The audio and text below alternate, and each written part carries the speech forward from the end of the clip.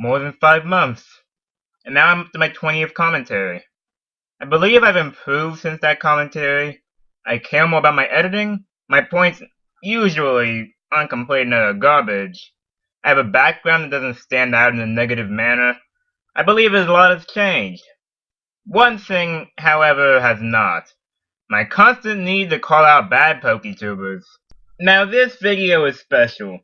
See, if you remember my first commentary, it was on Hdvee, a rather mediocre PokeTuber. So, to celebrate my 20th commentary, I'm going to be covering him. Again! Trust me, this video needs to get ripped apart for the disaster it is. Now, to find a proper avatar. Perfect! Cue the intro!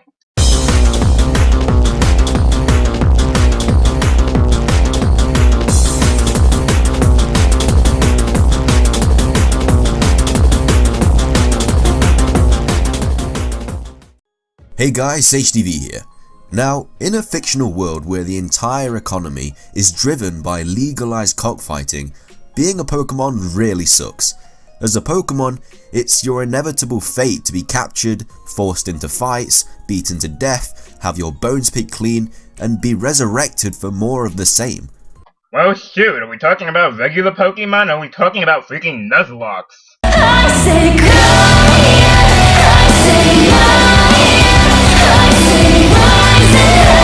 Now here's something I'd like to address. Pokemon are seen as companions or partners in the Pokemon world, so when Hdvee refers to them as pets, I'm going to be referring to them as if they were in the real world. Just thought I would clarify this for later arguments.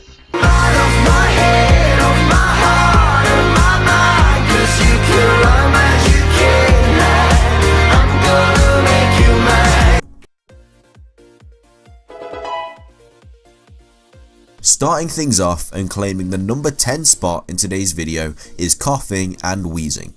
These two Pokemon are essentially balloons full of gas. Not only do they emit a poisonous gas as a weapon. Objection! Sorry, but your wording screws you over royally here. So, Wheezing and Koffing emit these poisonous gases as weapons? Let me say that again.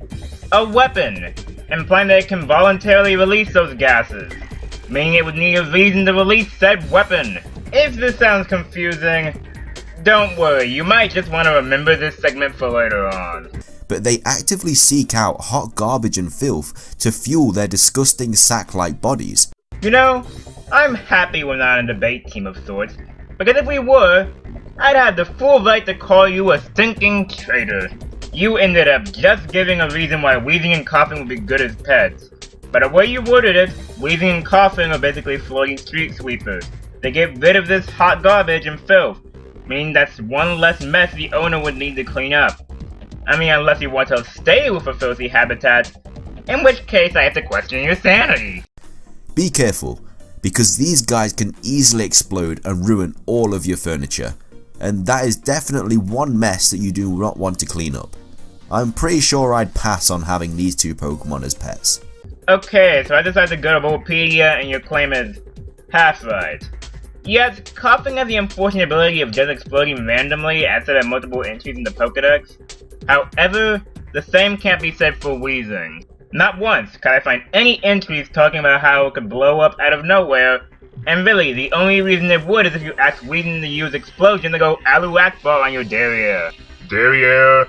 Really? I know you try to avoid cursing, but seriously? Leave me alone, I'd like to censor myself in peace.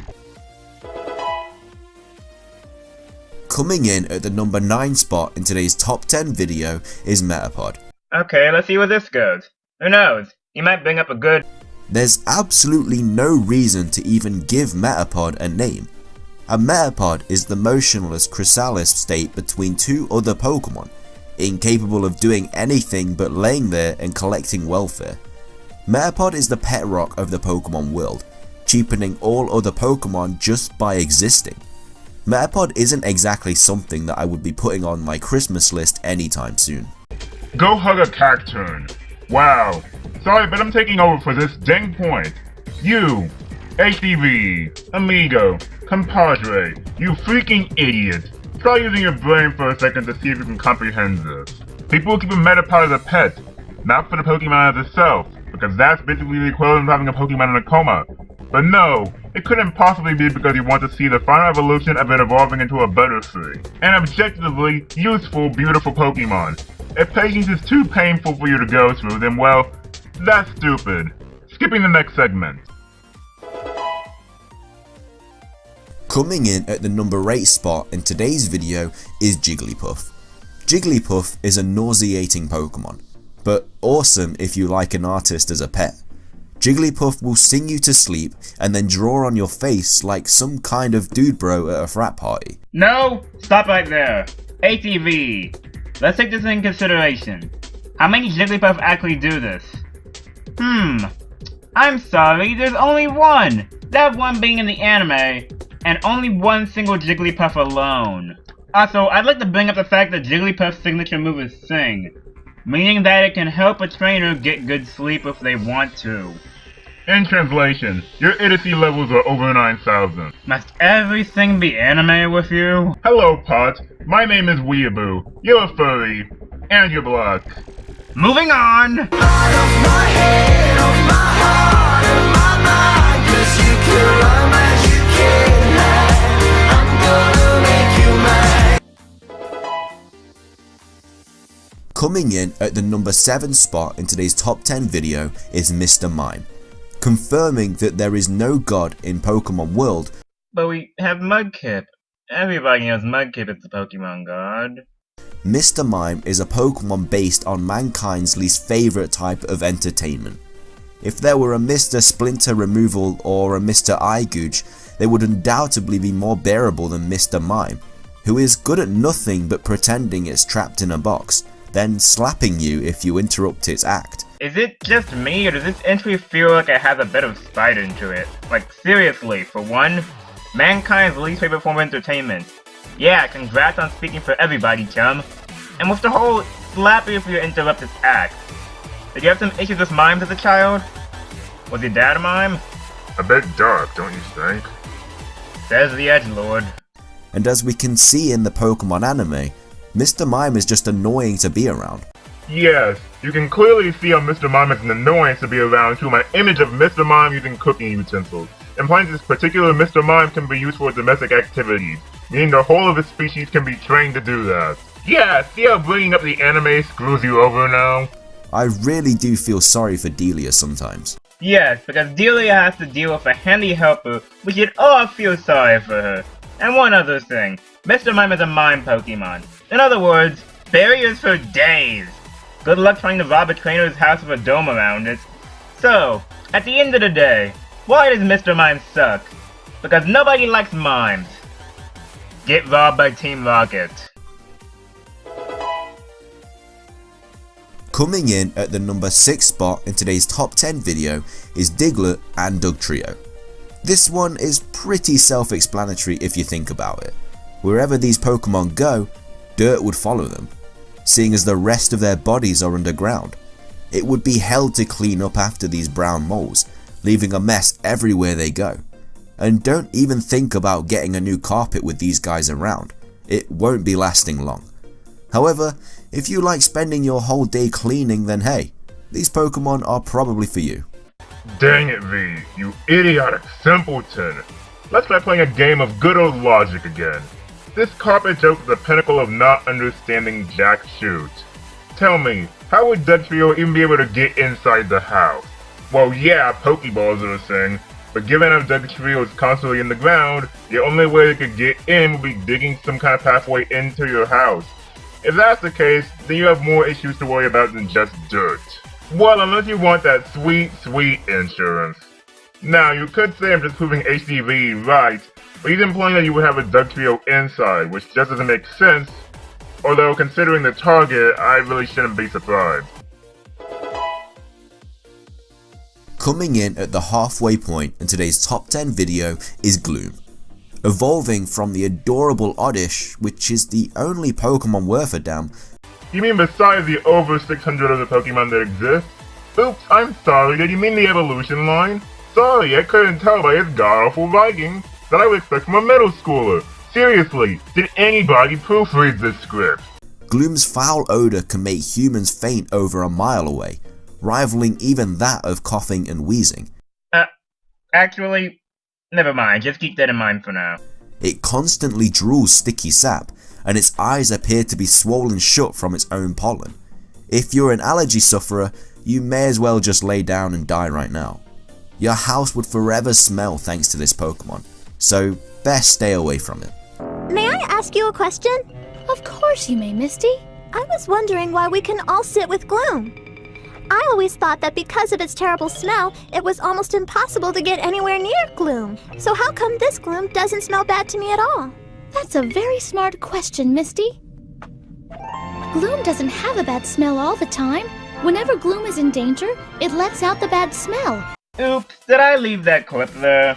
The clip that clearly states that Gloom's odor is the smell of self-defense, as said in the anime itself, as well as supported by its Ruby Pokedex entry that clearly states, and I quote, "Gloom releases the foul fragrance from the pistil of its flower.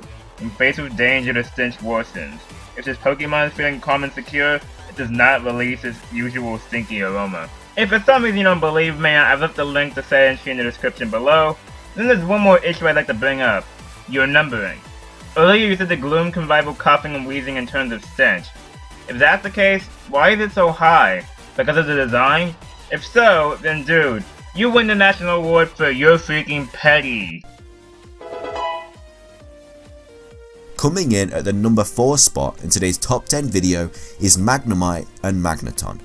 Even though they look like robots, these Pokemon have actually been around for only 3,000 years, which can only mean that they're pure evil and here to destroy us. You know, this sentence makes me want to believe that this section is meant as a joke. However, it's hard to tell when your voice is monotone as frick.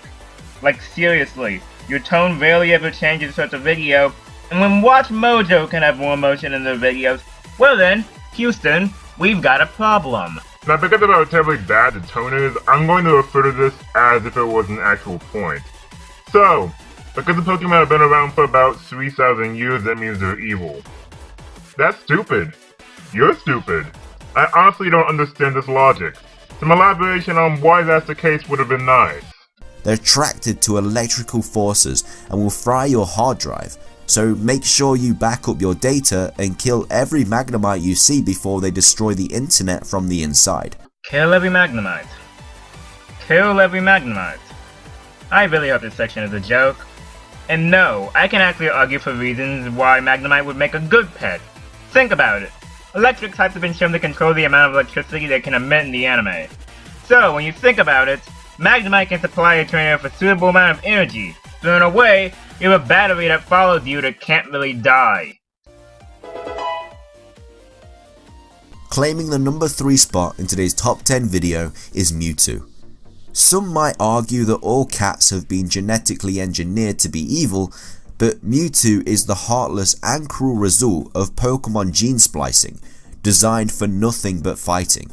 He's smarter than you, stronger than you, and doesn't care how you feel about it. Try having that as a pet and you'll be one eating out of a bowl on the floor. Definitely a Pokemon to stay away from if you're trying to find that lovable companion. Implying that Mewtwo is incapable of having feelings. Implying that you can't turn Mewtwo to form at least a bond with humans as seen in both the first Pokemon movie and the Genesis movie. And also, he. Did you just assume it's gender? Coming in at the number 2 spot in today's top 10 video is Charizard. If the anime has shown us anything, it's that not being able to control a Charizard has some pretty bad repercussions. Pretty much setting fire to anything and everything, Charizard would be one of the worst Pokemon you could have as a pet. Yeah, it'd be cool that you would be able to fly anywhere on its back, but you'd pretty much need the fire department on speed dial. Okay, Nimrod, let's address 2 ways that can be prevented, shall we? 1. Fireproof houses. They exist. Buy one of those. And 2. Discipline. Yeah, I purposely left this point out of the Magneton and Wheezing section for a reason. Charizard. Train it so that it won't shoot fire everywhere and dim the light on its tail. Wheezing. Train it not to release toxic fumes. Magneton. Same as both of those, only with electricity. Me, I go on. Finishing things off though, and claiming the #1 spot in today's top 10 video is of course Jynx. Without a doubt the worst Pokemon of all time, Jynx is loved by no one ever. But I exist. I think Jynx is good. That's just because you're black. No, we are not going there! A Jynx is the size of a large human, so it would take up a lot of space, and it would never stop singing and trying to kiss you. Jynx is so horrible that its appearance actually caused 3 episodes of the show to be banned from airing in the United States. That's right, this Pokemon is so bad that it almost broke Pokemon itself. And with that, the list ends. So, what have we learned from that, children? Did you say that simply because of a Pokemon's beauty, something that's completely subjective that can be deemed as a terrible pet? Well, yes, kid, you're alright.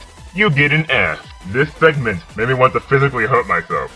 With all the other entries, I could at least see the issues that could cause for a home of the owner. That's not what I see here. All I see here is a man complaining about a Pokemon's design as it's the most important thing in the world. Also, it almost broke Pokemon.